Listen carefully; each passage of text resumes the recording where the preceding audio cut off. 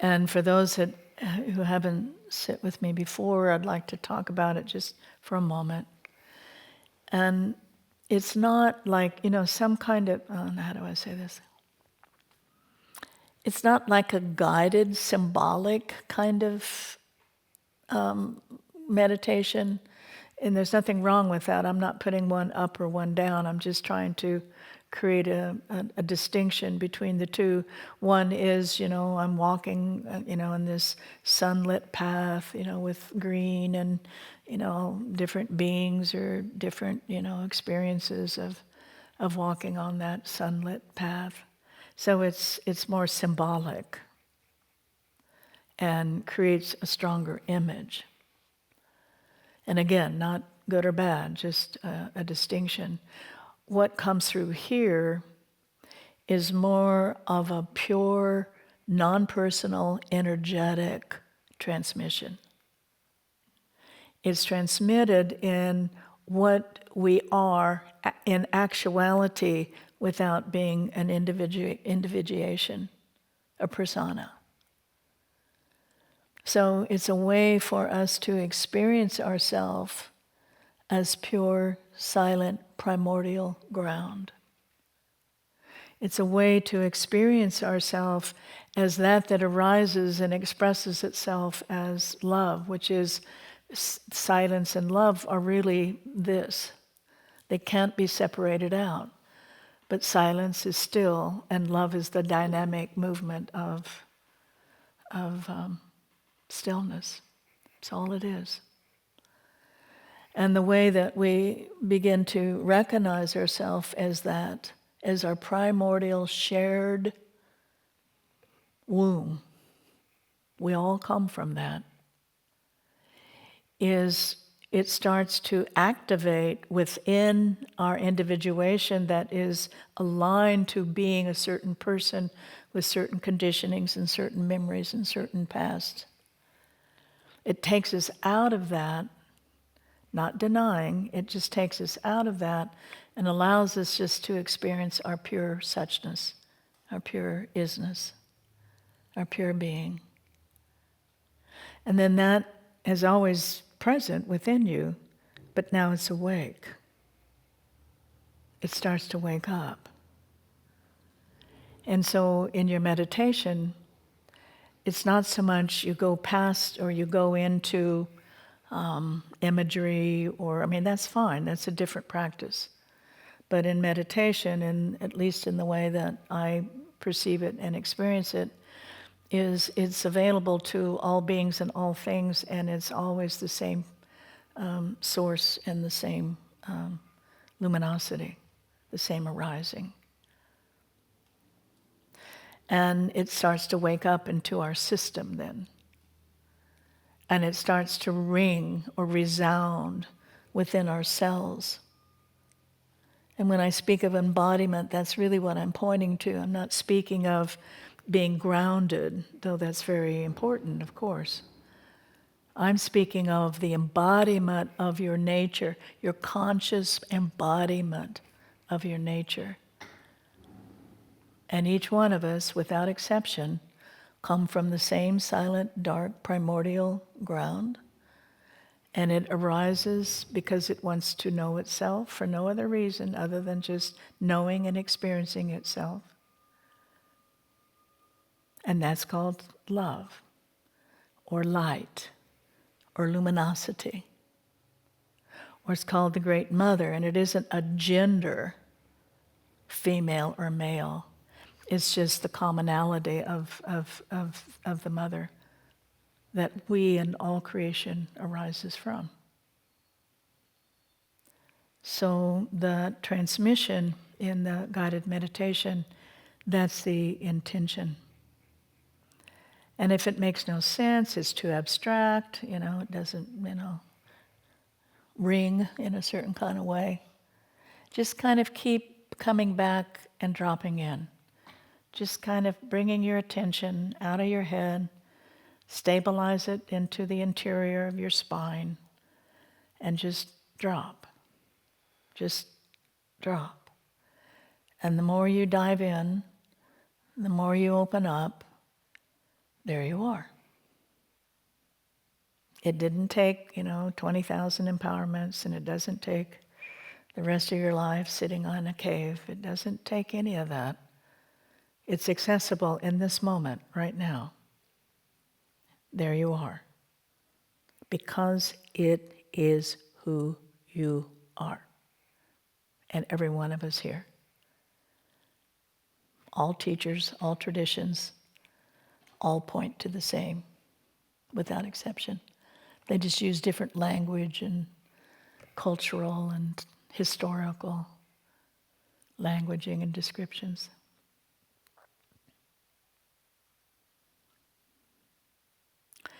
It's not an accomplishment or an achievement, it's a letting go. It's not like a coming up and trying to do something, it's a deep and profound relaxation. It's very hard for the Western mind to come to that is the opposite of what it's been taught to do.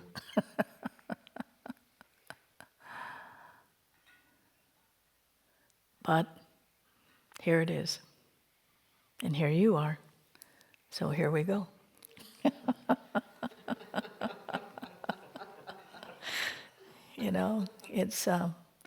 It's more intimate than your breath, this divine nature.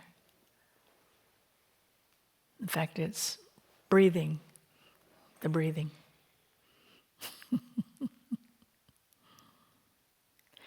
So someone asked you last night about maybe some instructions for meditation, and this is as close to that instruction as I can come. Many of you have been taught, and I'm not negating the structure you've been taught. What comes through most traditions is the breath.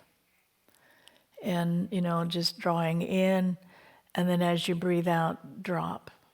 And then draw in the breath, and as you breathe out, drop. And what I mean by dropping is the attention unconsciously mostly is in the head and going through the thinking mind as who you are.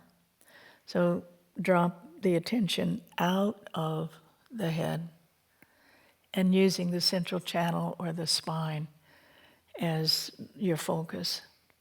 So as you draw in, then drop. As you exhale. As you draw in, then drop in your exhale. And stay within the spinal column.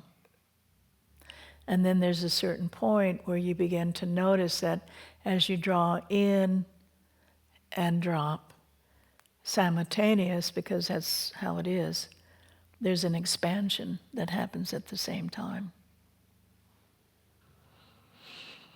So again, if you have your own way of coming to that deep, open, spacious silence, go for it. But don't grab it.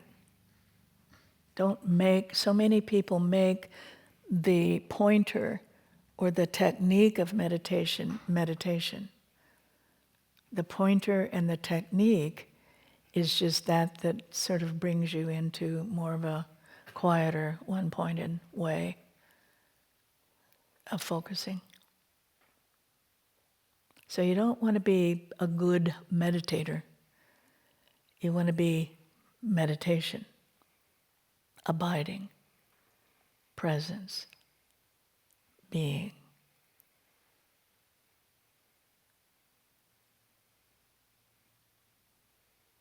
And then there you are.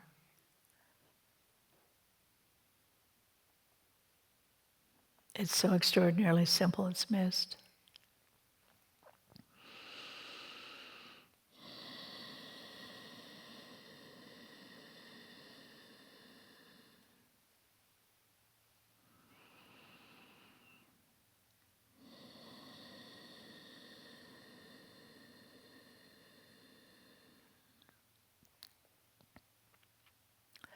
So as you breathe in a very relaxed kind of way, not in kind of a, forceful or,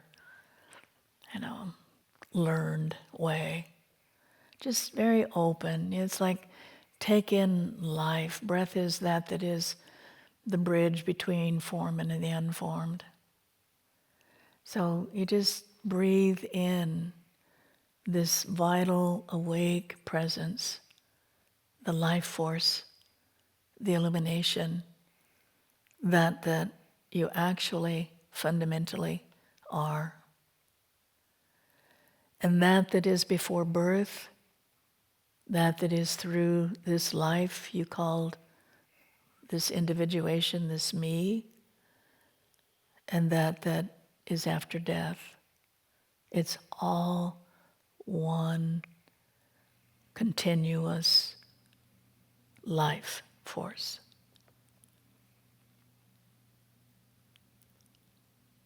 So as you breathe in that with that kind of understanding of what it is that you're doing. You're breathing in that great continuum, the great isness, suchness of life. It's the only continuum there is. Everything else changes. It births, it dies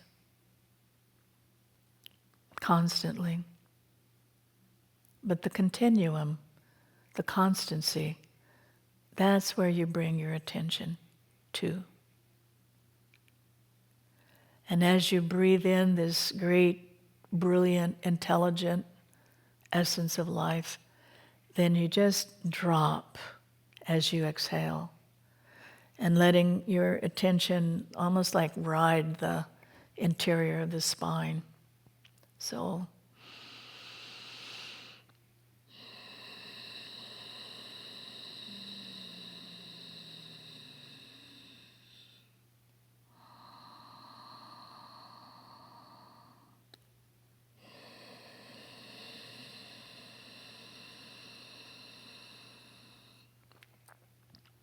and letting this intelligence of this life force, the life force, let it define where it wants to rest. For some, it's right underneath the umbilicus. For others, it's more in the pelvic bowl. For others, you can find a literal, almost like gateway into right behind the pelvic bowl or bone. And you just enter that place and it just sort of opens up and spreads out in infinity, really.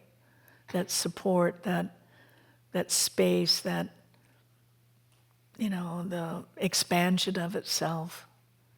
There's no boundary. So as it deepens and rests, because the paradox is there's no place to land, really. It's infinite. And at the same time, something seems to come up and support. So there's a diving in, a deepening, and a rising up and supporting. And really, that's what all personas are searching for, is that place of belonging, that place of support, that place of ease, that deep, deep sort of nourishment. And the silent ground is the ultimate ground of nourishment. All form arises from this shared ground. There's different, descriptions. It's called the Godhead. It can be called the primordial root. It can be called the silent essence. And again, finding something that is meaningful and intimate for you. And, it can change through time, but abiding, resting, being, rooted, all of those are pointers. And of course, the language can't really describe accurately, but it can get you to the doorway. But in a very sort of felt sense, just letting the attention ride down on the breath, the exhale, over and over until it finds a place of rest, a place of support. a place of, it's like being immersed in it, as it. And then the more you just rest, and the mind will, because the attention is very contracted towards the habit of listening to mind. So it'll happen in most cases, maybe over and over, but it's just gently bring the attention down and let it rest into the sacrum, the pelvic bowl, the mid-belly, wherever it wants to rest. And it can change through time. But the quality is a sense of support, home, being nourished, abiding, immersed in, as. And the whole body, you can feel the whole system, those small muscles in the spinal column just relaxing and dropping on its own. You don't need to go, now relax, go through the whole, verticality. It just naturally knows its home, is joyful to be able to let go. It's holding itself up for whatever signals that the mind is giving it. Defend, take care, separate, project. And there's no thought processes. It's just, I'm home. Here I am, present, supported, stable, silent, and still.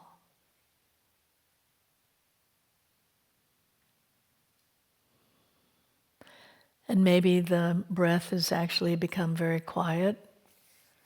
It still may continue if that's beneficial.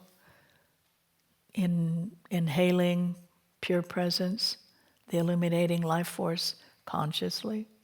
It's already happening. We're just making it conscious. And exhaling and diving down, deep, deep, silent, rest, abide. Whatever allows that pointer to bring you to the actuality of who you are. And also sense, perhaps the mind has been really active, your life is requiring a great deal of mental activity, perhaps the acceleration happening on the planet is bringing up all sorts of fears and unknown and anxiety and maybe deep shadows that you've had a peripheral sense of, a deep shadow within your body-mind structure, but you weren't really aware of it, and now it's like screaming in your ear. It's so activated. It doesn't really matter what the form is, but just, get that sense of that anxiety and that kind of activity. It's like a pool that's very still, and then you take your hand and you just shake it, and then there's all sorts of wavelets and disturbance in the stillness.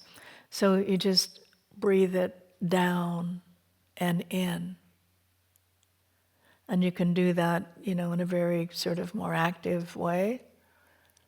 Or it can be just this very internal quality of all of that is in the outer and cut off from its source.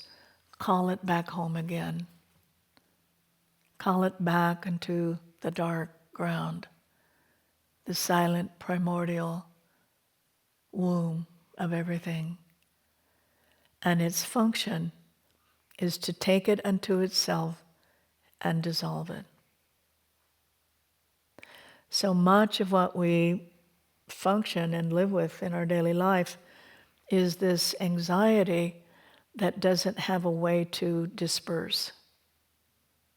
And for some, you become, like very active. You run and you do all sorts of physical activity, and that helps. That kind of disperses and dissolve the anxiety to a certain extent. But this is apparent, it's easy, it's available, it's constant, and there just becomes a certain point in your way of being is the anxiety is just like, it just drains down into this quiet, silent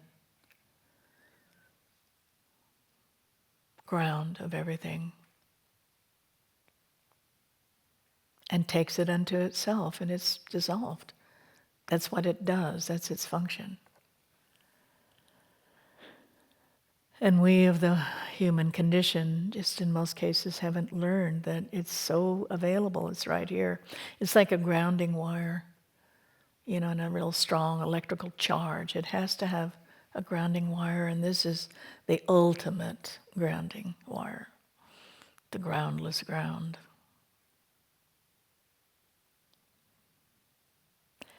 You're having a problem that just keeps spinning in your head over and over, repeat, that squirrel cage kind of activity in the mind, and just let it fall and dissolve into this silent, dark ground of everything. And again, you can do it a little bit more into that vertical channel, and that's the primary channel.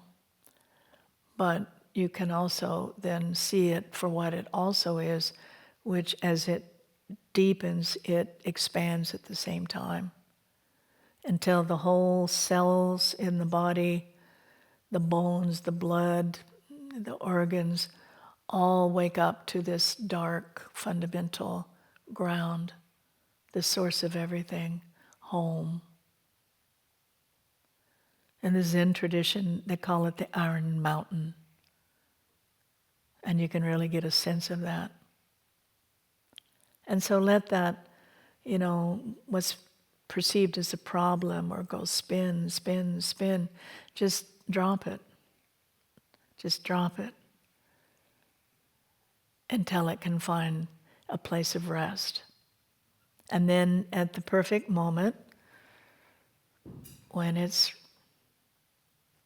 called out, there'll be resolution, insight, solution. It's just how it is. It's not anything magical. It's profoundly ordinary, profoundly available. It's its function.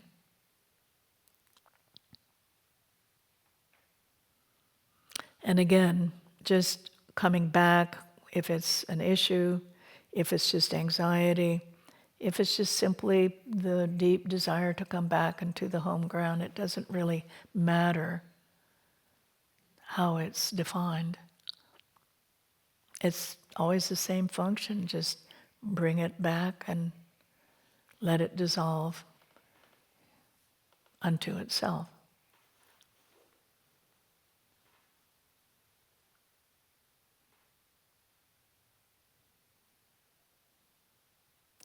And you may notice an even deepening, subtle relaxation and letting go into those very small muscles that surround the spine. That's where so much of the tension and the contraction is held within the body system. And the tailbone is often pulled up. It's that flight kind of, you put the tail up and you run, right? It's a very old, instinctual, primal response. And that still exists within the human body. So you'll sense that the tailbone wants to drop, and that curve in the back wants to relax and drop. And then there's an actual arising, from the waist up of the spinal column, and the head comes back onto the neck it's being supported instead of kind of hanging out like a shelf or something. It's like held up, supported. So then the body can come into right relationship to its nature instead of expressing the conditioned self. It expresses the true self.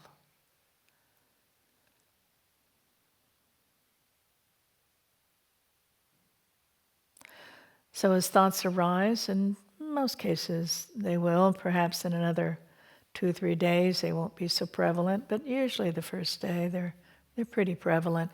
In fact, they're actually more seen because all the stimulation and distraction has been taken away. But it's the same, it's just the thoughts come up, they're seen, the attention doesn't collapse into them and then define them and acknowledge them and identify as them, or they do, and then that's seen. Ah, there was that identification. But the actuality is thoughts come up in this open, spacious, very rooted kind of quality of being. And then they just dissolve back into the home ground. And if there's an identity, then it's seen as an identity and then let go. Thoughts arise, thoughts fall. Thoughts arise, thoughts fall. There may be a corresponding quality within the body, like sensations, tightening, constriction, a kind of a stirred up anxiety kind of a feeling. But they're the same as the thoughts, they're just responding to either conscious thoughts or unconscious thoughts. And so they just arise and then they fall. They dissolve back into the home ground.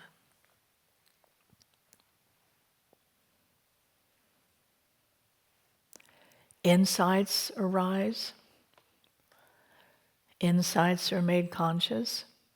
Like, oh, that's why my relationships just continue to play out the same old pattern. I choose different bodies and different personalities, and I keep trying to move around the furniture over and over and over, but the same result always happens. And something is seen. Oh, that's the fundamental pattern or belief that's actually being played out. And the gratitude to make that conscious. Or perhaps, there's a relationship or a situation that is making you very defensive and you're projecting and, it's da-da-da-da-da-da-da, on and on and on. And you just see that actually it's something deep within you that you're projecting onto the other. It's like, oh, victimhood, unfairness, not being heard, not being seen, not being acknowledged. And then you just take that back home, back to the home ground. You don't need to solve it. You don't need to do something different. You don't need to make it go away. You just take it home. Take it back, sweetheart. Take it back. Take it back. Take it back. And then you, the bigger you, the being you, brings it to harmony. And your life reorchestrates itself. Now from that unconscious patterning coming into being conscious.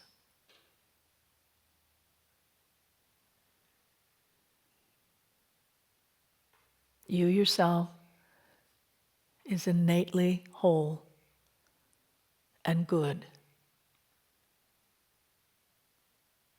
The rest will arise to be made conscious and dissolve. Arise to be made conscious and dissolve. That's what's actually happening, moment by moment.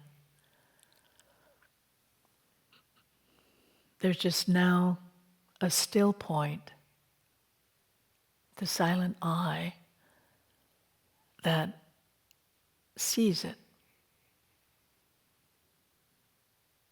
hears it, loves it, because that's the nature of the silent eye. It's not being a nice spiritual person. It's the actual nature. Love is the nature of who we are.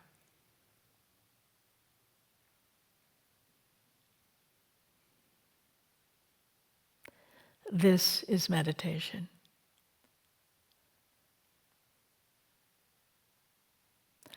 And the more one abides as this, the more it permeates and awakes within the cellular system in the body. And then it becomes familiar. Because what's familiar before it becomes conscious is a kind of unconsciousness, a thickness, a source of suffering that we're trying to, keep at bay. That's what the cellular system is resounding. When you come into the actuality of the cells, the silent ground, the arising of love and consciousness and clarity, then that becomes the song that the cells sing. And that's who then you become identified as. Because it's singing the song of freedom.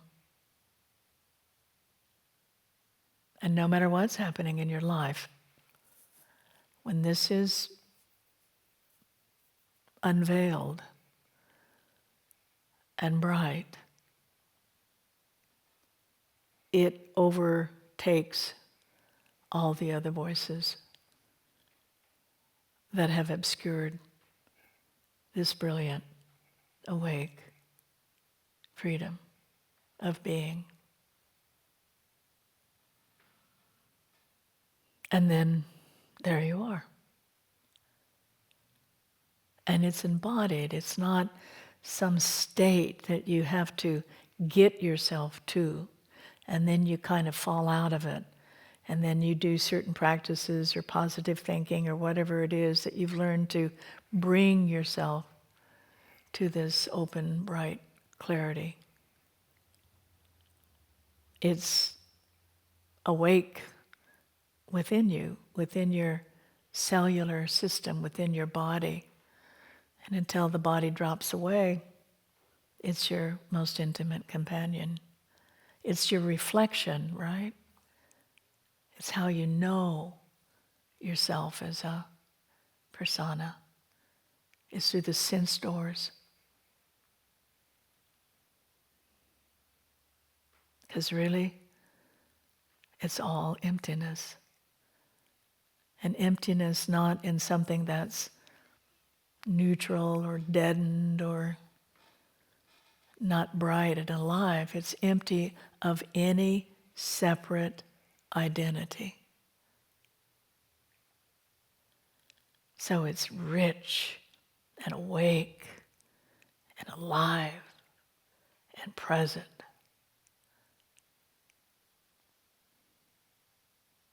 That's another hallmark of meditation, is it's not this kind of drifty, dreamy, that's the mind that's kind of become unhooked.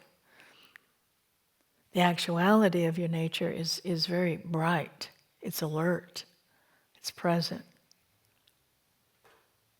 Sometimes it's helpful on the back line, in the back of the spine and the back of the head. It's almost like a sun or a bright light that wakes up.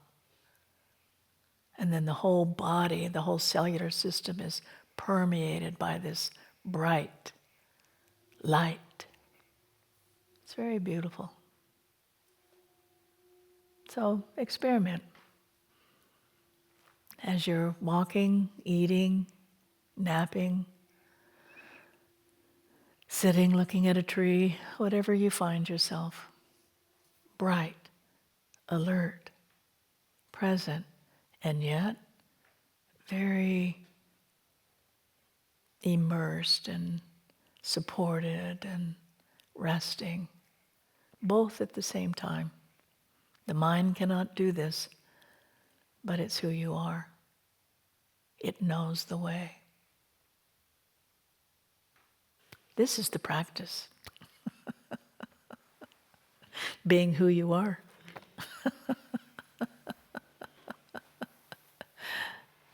It's direct. And we don't have time to not be direct at this point.